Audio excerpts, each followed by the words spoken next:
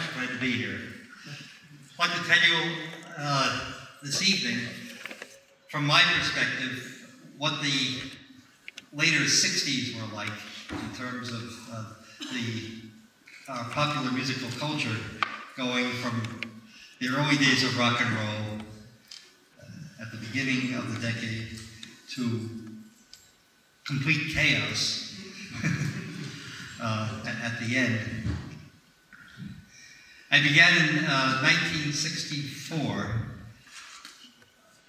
working with a composer who wanted to make electronic music. Now, at that time, electronic music meant that you used electronic instruments to produce or modify sounds, and then you assembled them on tape. There were no home computers, there were no digital hard disk recording. There weren't even multi-track recorders that much. There were few around. But composing music, composing electronic music, was a matter of splicing different sounds together to get the completed effect. And most of the musicians at that time who were interested in electronic music were experimental musicians. They weren't particularly interested in melody or harmony. They were more interested in different sounds.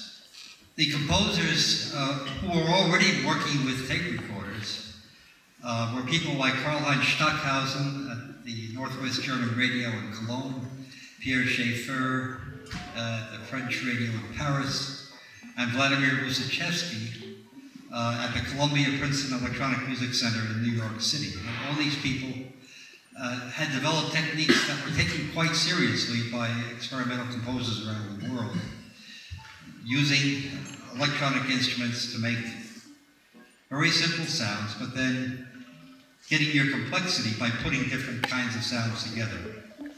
At the time, electronic sounds were very simple.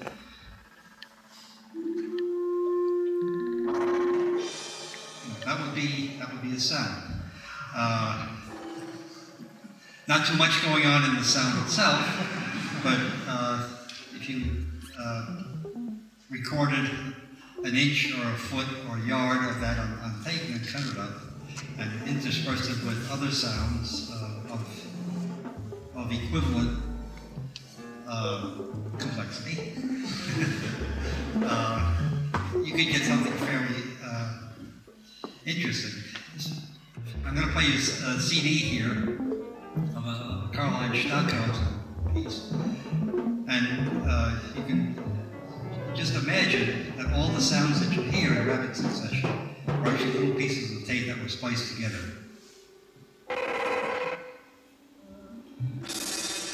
And that was a whole school of composition around 1960s, in the early 1960s. In order to make that kind of music, if you were really well set up, you'd have a whole room of equipment, electronic oscillators, you'd have various kinds of filters, or surplus test equipment, mixing consoles from broadcast and recording, and they'd all be wired together. And more in Europe than in the United States, you also had an assistant, because you wouldn't get your hands dirty putting patch cords in and out. You would have your assistant do that, and you'd sit and give the instructions. We on the other side of the Atlantic think that's difficult here.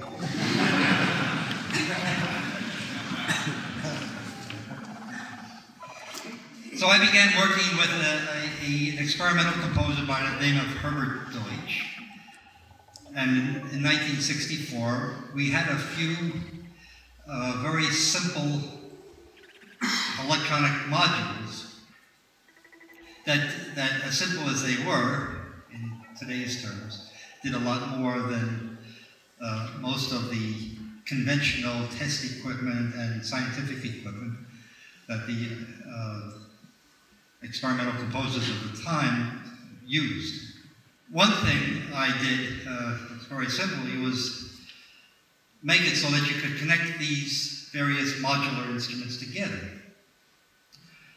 They were small enough and convenient enough so that you could have them all in front of you at the same time.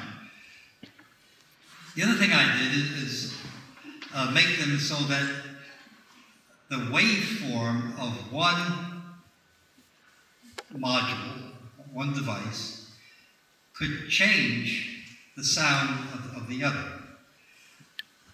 Now, for instance, in this, there are many of these sorts of modules built into this mini Moog here.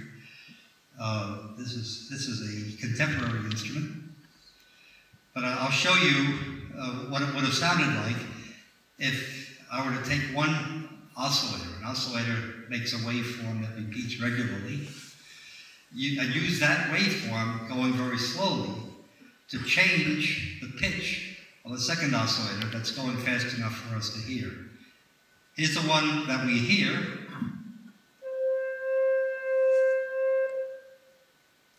Now I'll add an undulating waveform to that.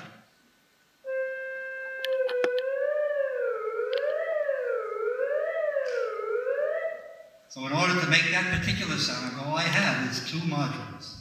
One that is producing a voltage that's going up and down like this, and the other that has an input that takes that voltage and changes the pitch of what's coming out of it. All right? Now, I haven't dropped too many technical terms on you. This is not an engineering lesson. I'm just talking with my hands here. I hope it all makes sense. What's so cool about this? Well, before this sort of control of one oscillator, one periodic generator by another, the only way you had of making a sound that sounded like a siren was to take the frequency knob on it and go like this with your hand. And you got something like this.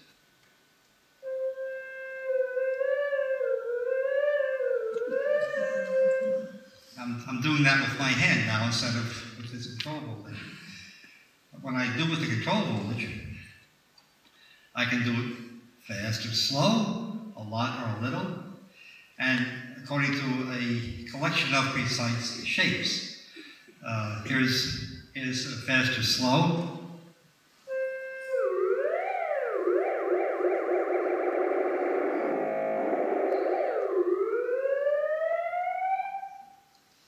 Here's a little bit or a lot.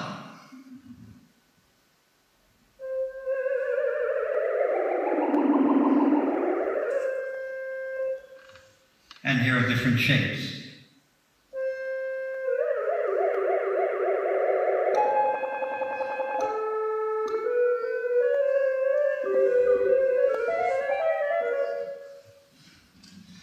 So all these things, of course, they're technical things, but they're also musical things because you can hear the difference, and as soon as you can hear the difference, then the composers think, I'll put this one next to that one, and I can make a structure.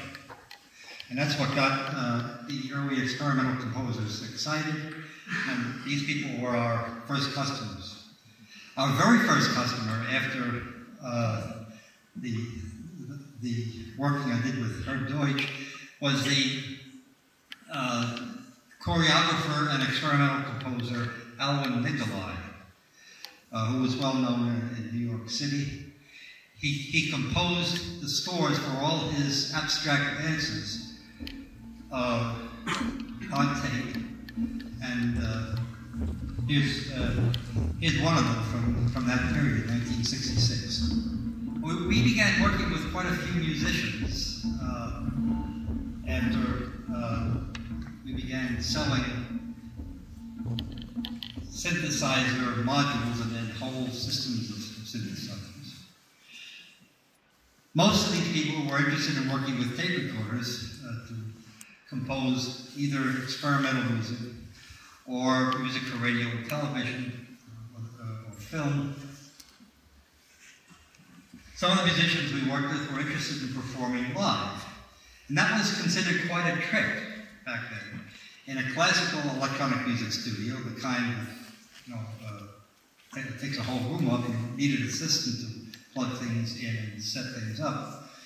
it was impossible to think in terms of actually performing music in front of an audience with this. But getting all this functionality down to where it was, you could sit in one place and reach it all, and you could actually make these changes while the music was going on. That excited musicians who were interested in experimenting with electronic performance. This next one is by a composer and performer by the name of David Borden.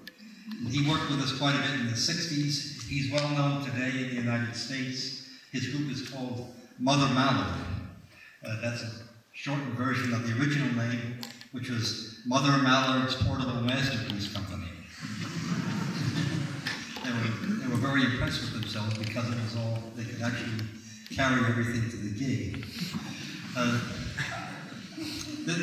What I'm going to play you now is the segment of a long performance, 45-minute performance. We'll hear about a minute of it.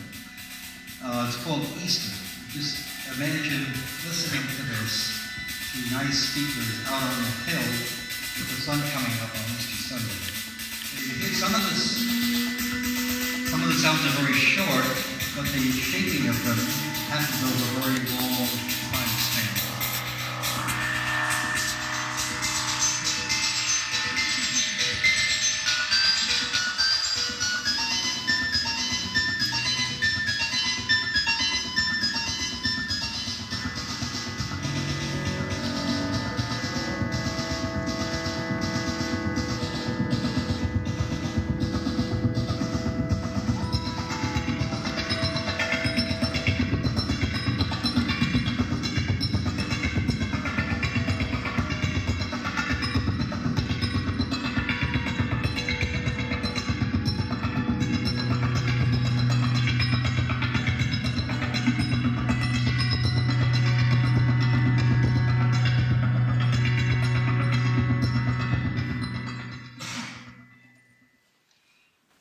Another musician we worked with quite a bit was Chris Swanson, who also developed techniques for performing live. This is Chris up here, and behind him was the sort of equipment that we made around 1966 and 1967. In New York City, meanwhile, back at the ranch, meanwhile in New York City, Jean-Jacques Perret, who had the pleasure of hearing later this evening, and his partner at the time, Gershon Kingsley, were working at using these very same tape techniques, splicing techniques, to make music for popular enjoyment, music with a sense of humor, music with a distinctly human, unprecise touch. And there is one of their albums, Kaleidoscopic Variations. This was actually the second album that I know of. The first one was called The In Sound from Way Out.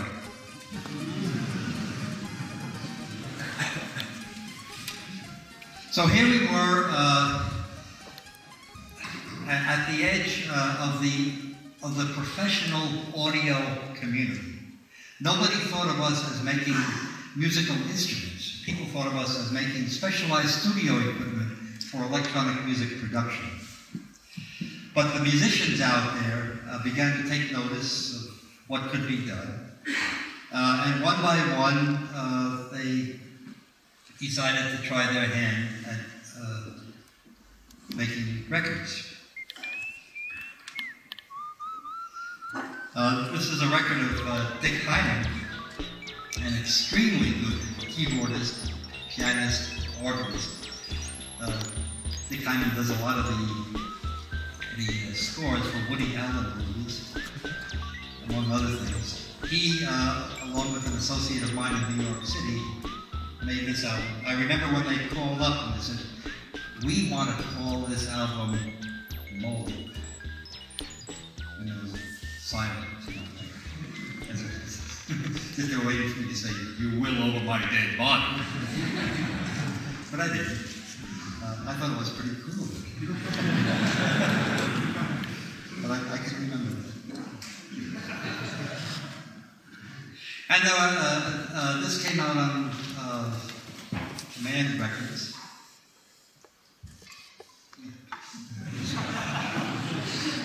Just want to make sure I told you the right thing. There were several. We're talking now 1966, 1967, and this is the, as you'll see, this is the beginning of a period when things changed so fast that the last people to know what was going on were the record companies. The very first time that I took a modular synthesizer, like the one that was behind Chris Swanson, out to the west coast of the United States, to the Hollywood, Los Angeles area, was in the spring of 1967 at an Audio Engineering Society convention here. It was a very small show, but many of the studio musicians got excited. And during the show, while the show was going on, it was a 3-day show, between the end of one day and the beginning of the next, it was arranged for this big modular system to be taken out and brought to a recording session for a record called Zodiac Cosmic Sounds. This was, the commercial music business's attempt to get in sync with the boy, it sounds so bad when I say it now, the drug culture. it was very big then. I mean, you just can't,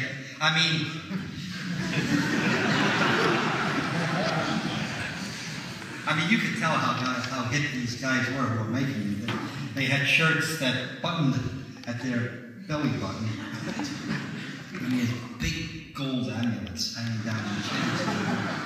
And they had these smug looks on their faces. They knew that they were going to make. They go around at this recording session. They walk around and say, "Oh man, this is real hit music. Every hit in the country's going to have to buy it." You want to know how hit that record is? Look sharp in the upper left-hand corner. It says mono.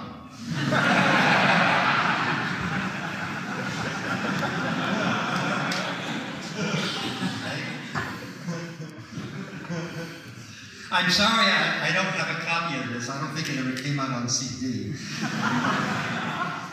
It starts off, the first synthesizer sound on a West Coast record starts out, bum, bum, bum, goes up like that. And then all the percussionists go, like that, like it's like a big moves. And then this narrator comes on, a guy with a deep, oily, rich, wet voice, and he says, I can't do what he did, but I'll try. 9 times the color red explodes like heated blood. The battle's on.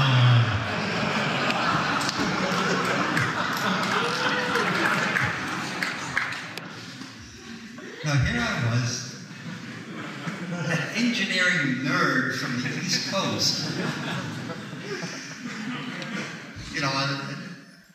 I just didn't know quite what was going on, but it was going, for sure it was going on in front of me.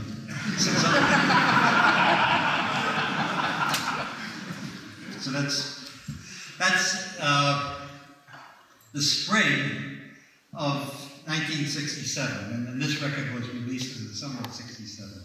In the meantime, back in New York City, Walter Carlos, her name is Wendy Carlos, Walter Carlos back then,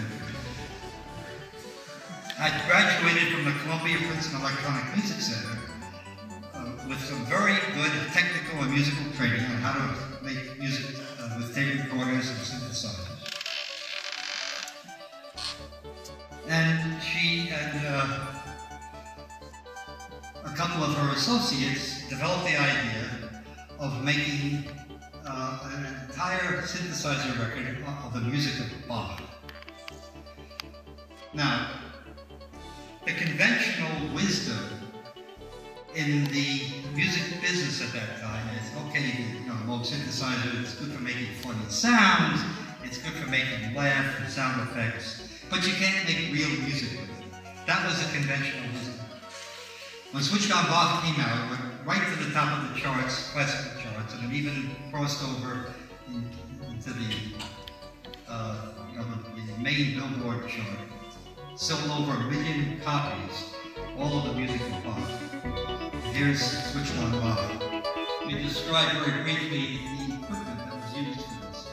It was a large modular synthesizer, Moog synthesizer, very much like the one I first showed you here, this one. It was an 8-track on 1-inch recorder to record the individual tracks. There was a 2-track on 1/4-inch tape recorder for mixing down to the final piece of music. And then there was a 10-input, 2-output mixer that Carlos herself had made. In fact, Carlos herself made the 8-track recorder out of surplus Ampex parts. And it sat in one corner of her living room. Now, it was a lot more equipment than most musicians who were in the music business had at the time at their disposal, but Carlos knew that this was her life, and every penny that she made working as a recording engineer in Midtown Manhattan went into setting up the studio. I think she must have also raised some money from friends and investors and so on. For sure, she didn't do much in her own private life. She didn't do much other than set up this facility, develop her technique, and then proceed to do Switched On Bach. Switched On Bach came out at the end of 1968. This is, when the Grateful Dead were breaking loose in the Doors. The Beatles were now going psychedelic instead of coming out in blue suits. The Rolling Stone, Mick Jagger was winning fourth. And here's this record of the music of Bach going to the top of the charts. Well, the music business community figured that Moog synthesizer had to be the gimmick of the year. I mean, it couldn't be anything as ridiculous as Carlos was talented, was a good musician. No, nothing like that. It had to have a nice, simple explanation. You go out and you buy yourself a Moog synthesizer and make your record, and that's how you two sell 1 million records at the end of the 1960s. So, now I'm not saying Jean-Jacques Perret was in this mess because he was already, he and Gershon Kingsley had already established their reputations. And anything I show you here with Jean-Jacques on it is in a class by itself. But the point is that this record jacket here is one of a long string of records that came out in 1969, 1970 that we call collectively Moog records.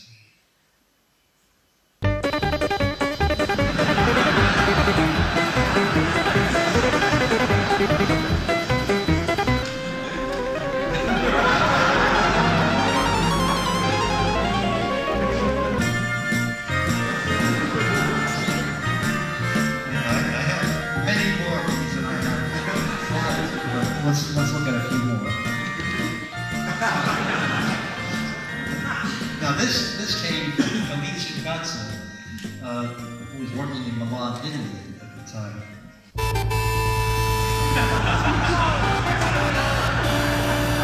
There were quite a few knockoffs, Bach knockoffs, attempts to eclipse what Carlos did with Switched On Bach. Nobody even came close, and to this day, nobody's come close.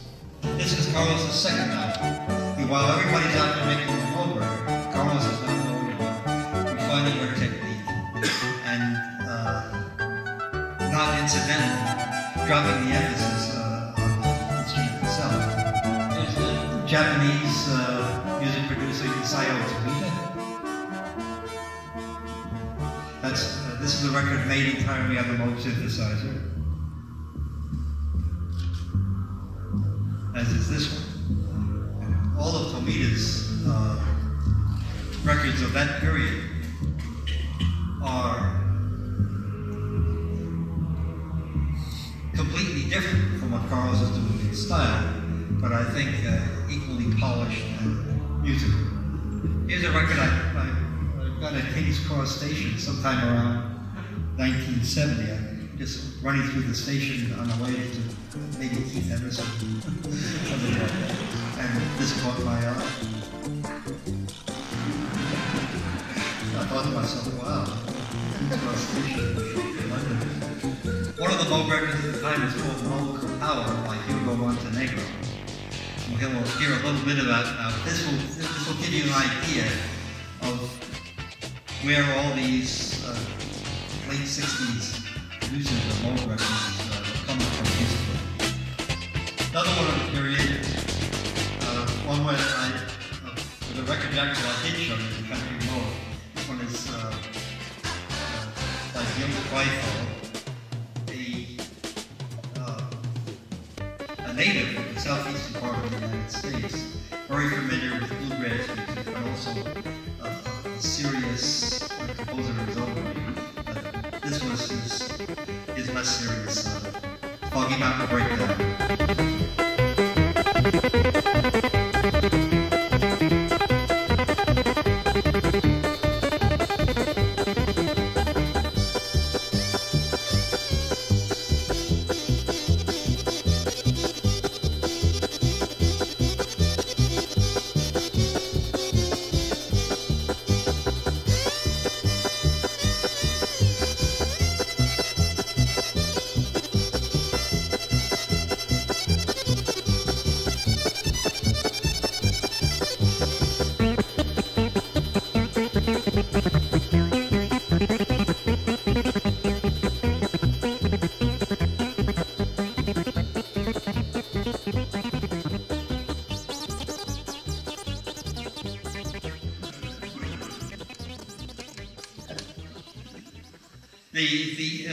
The period of the Moog record was 1969-1970, and what that morphed into were people like Keith Emerson, Rick Wakeman, Jan Hammer, Chick Corea, Herbie Hancock, Joel Zawinul, becoming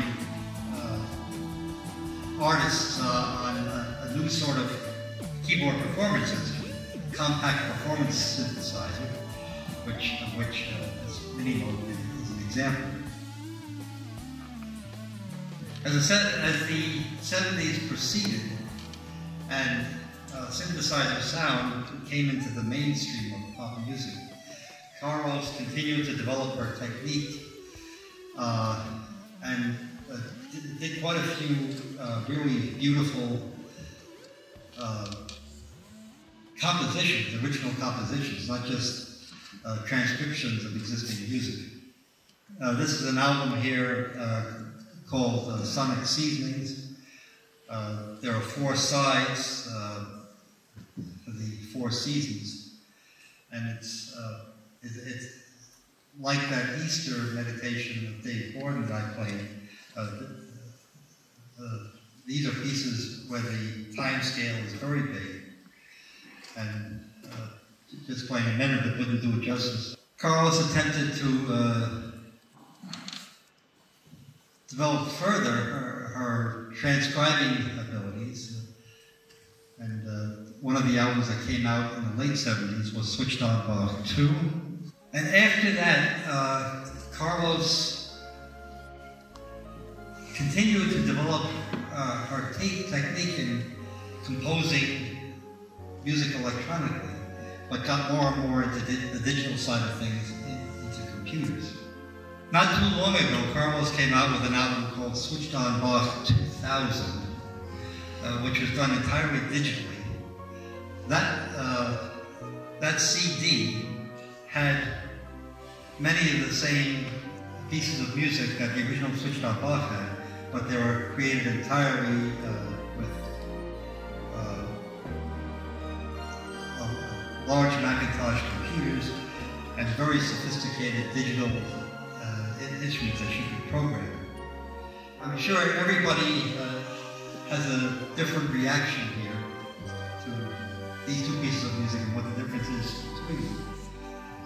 My reaction is, and a lot of other people feel the same way, is that sure, the Switched-On Bach 2000 is more technically sophisticated, more complex, and perhaps even more interesting in a sort of an intellectual way, but it's harder to listen to, and it doesn't have the sense of joy, of life that the first one has.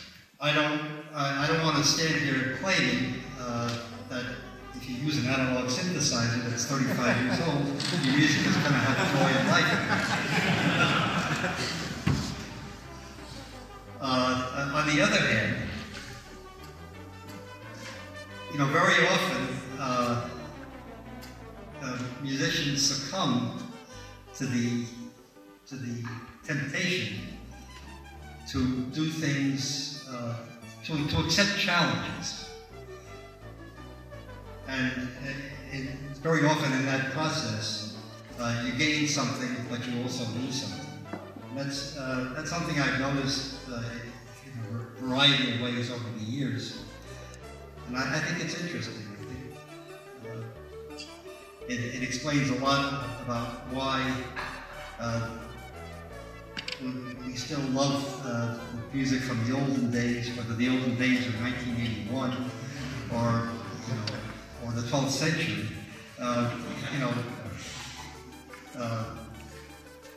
Very often when music is first being developed and someone is the first one to really become a great composer, that creates music that has enduring value.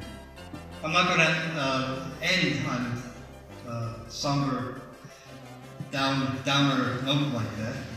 I just played a very few sounds on this mini note. I'm going to play a few more now to give you an idea of how a synthesizer player goes about shaping the sounds. You can see that the panel is divided into sections. These sections are exactly analogous to the modules of the earlier patch chord instruments. In place of the patch chords, there are connections from one to the other inside, and switches that turn some of these connections on and off. The main section here is called oscillators. That's where the pitches are generated. Up to 3 pitches can be made, and you can set the interval between them to anything you want.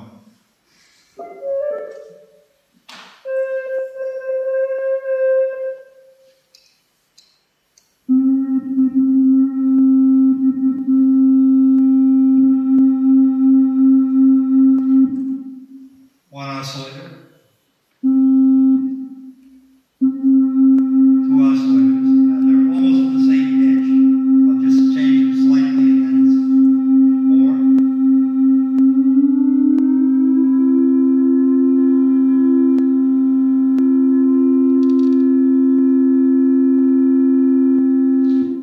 Three oscillators.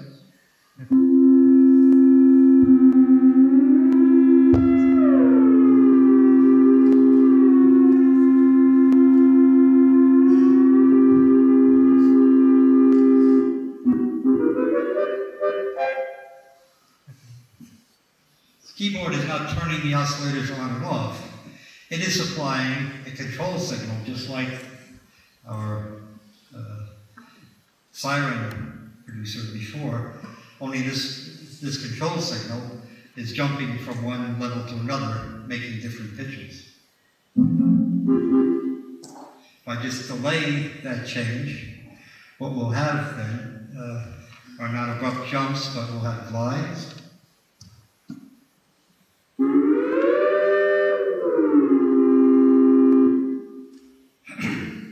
Each of these oscillators has a different waveform, a different set of harmonics that it begins with.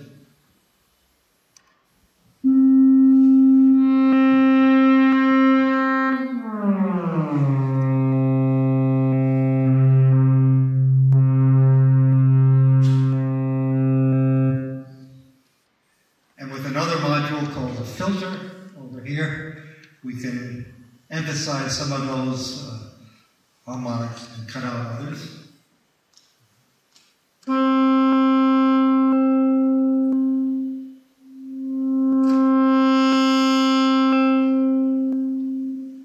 That's cutting out some of the harmonics. Here I'm going to emphasize them.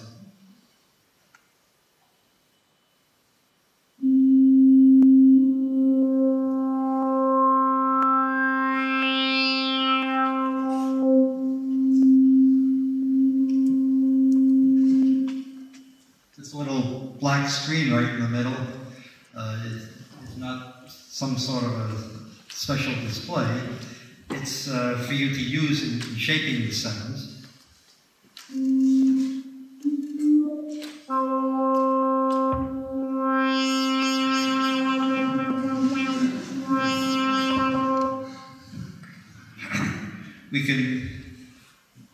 We can have the filter setting change every time I hit a key, which will shape each individual sound that I get when I compress the key.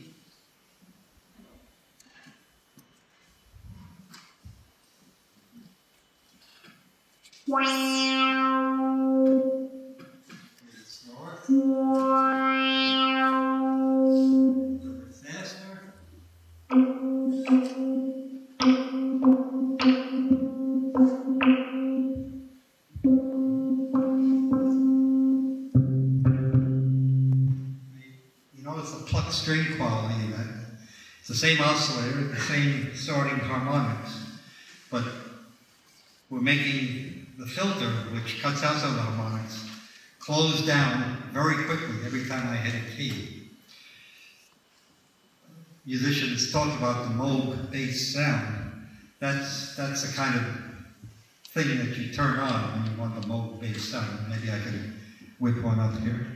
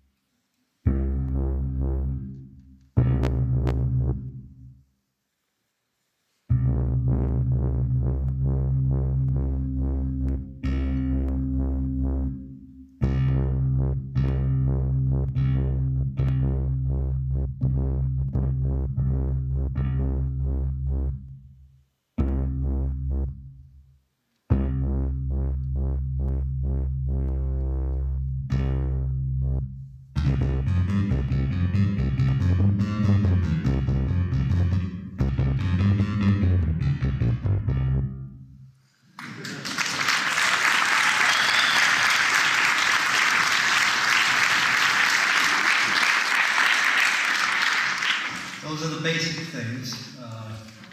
There are more knobs than I've shown you here. In fact, you can spend years fiddling with these things.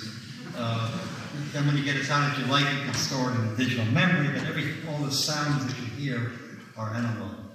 So that's, when we talk about analog instruments, and instruments where the waveform, where the electronic circuitry makes the waveform, just the way a vibrating string makes the waveform, rather than calculates numbers that are then converted to a waveform, which is what digital instruments do. These are the kind of sounds we're talking about. These are the kind of waves that musicians think of shaping those sounds. I'm going to end now with a masterpiece from a group called the Moog Cookbook. It's two guys, one of whom is out right now touring with Beck, I believe, Roger Manning. Two guys who play together. They get dressed up in spacesuits, and they surround themselves with all these synthesizers of the 70s. And then you'll hear they have an incredible sense of tongue-in-cheek of picking out the corny as well as the expressive from the music of the 70s. So here's the Moog Cookbook.